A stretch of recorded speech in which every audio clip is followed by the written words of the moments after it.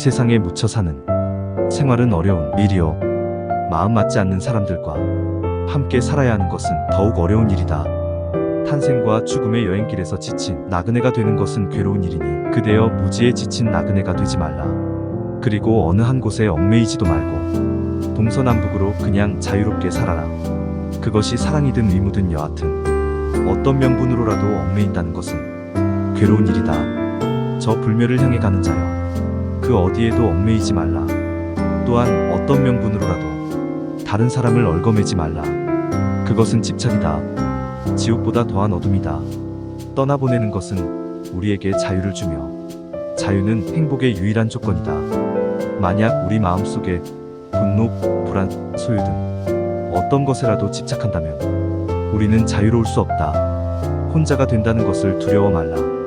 우리는 어차피 홀로 이 세상에 태어났다가 또다시 홀로 이 세상을 떠나게 된다. 우리 모두가 이 사실을 알고는 있지만 잊어버리기도 하고 오히려 혼자보다 여럿이 있을 때 더 외롭다고 느끼기도 한다.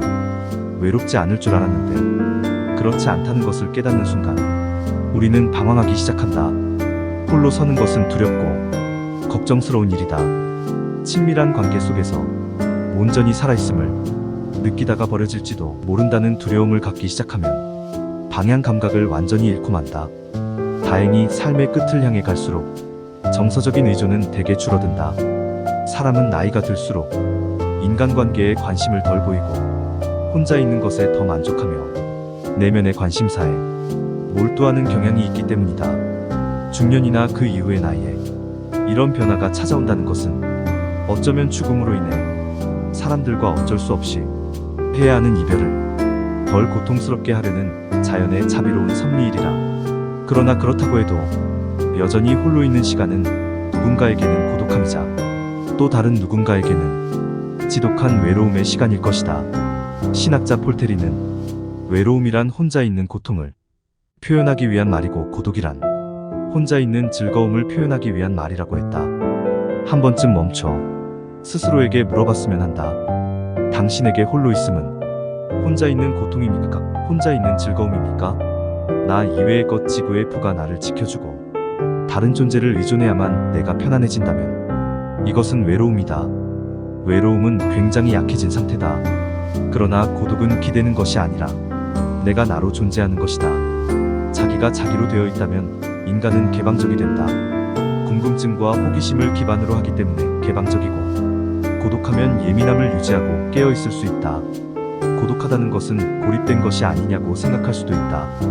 고독과 고립은 둘 다 혼자 있는 상태를 의미하지만 그 차이는 크다. 고독은 마음이 안정되어 있으며 주변과의 관계가 형성되어 있어도 자신만의 시간을 즐길 수 있는 상태이다. 반면 고립은 마음이 외롭고 고단하며 사회적인 관계가 부족한 상태를 말한다. 고독은 마음이 안정되어 있으며 스스로를 위한 시간을 즐길 수 있는 상태이다. 자신만의 공간이 있기 때문에 마음의 여유를 가질 수 있고 자신의 마음을 돌아보며 자신의 내면을 발견하고 발전시킬 수 있다.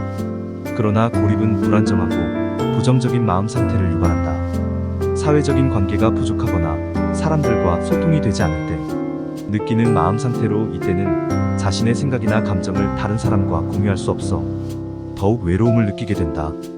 나이 들수록 그리고 홀로 있을수록 우리는 고독함을 통해 마음의 안정을 찾고 자신의 삶을 돌아보고 명확한 삶의 목표와 의미를 찾을 필요가 있다.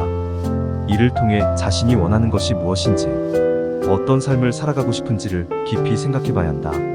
내면의 성장을 추구하고 마음의 평화를 유지하려는 노력을 기울이는 것이다.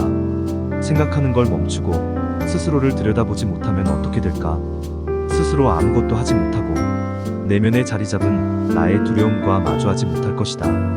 있는 그대로의 나를 수용하지 못하게 된다. 반면 혼자만의 시간을 보내고 내면의 힘을 키운 사람은 나의 내면에서 말하는 것이 진짜 나임을 알 것이다. 그래서 혼자 있어도 고통스럽지 않고 편안하고 행복하게 즐길 수 있다. 누군가 자신을 챙겨주기를 바라는 대신 자신이 배우고 싶은 것을 배우고 새로운 것에 도전하며 삶의 활력을 찾는다. 이처럼 혼자 있는 능력 내면의 힘을 가꾸는 것은 자신의 힘을 키우고 삶의 질을 높이는 길이다. 모든 수련의 핵심은 명상, 나를 보는 것이라 했다. 인생이 매우 짧다는 것을 인식하고 어떻게 살다 갈 것인지를 질문해야 한다. 나는 누구인가? 나는 무엇을 원하는가? 나는 어떤 사람이 되고 싶은가? 나는 어떻게 살다 갈 것인가를 물어야 한다. 이런 질문 없이 창의적이고 싶다. 지금보다 더 잘 살고 싶다고 하는 것은 문제가 있다. 나이 들수록 고독을 받아들여야 한다. 중심이 잡히면 혼자 있어도 결코 외롭지 않다. 중심이 잡힌 사람은 자유롭다. 고독을 지키면 외로움을 이길 수 있다. 내가 혼자여도 누군가에게 의지하지 않고 흔들리지 않게 된다. 법구경에 이런 말이 나온다. 홀로 명상을 하며 홀로 누워라. 오직 홀로 걸으며 열심히 수행하라. 그대 스스로 그대 자신을 다스리며 이 모든 집착에서 멀리 벗어나 오직 혼자가 되어 살아가라. 철저히 혼자가 되어 새로운 세상을 경험하라. 이것은 더 이상 단절이 아니고 혼자이기보다는 홀로가 되어가는 것이다. 자신이 삶의 주체가 되고 삶의 결정권을 스스로 갖는 것이다.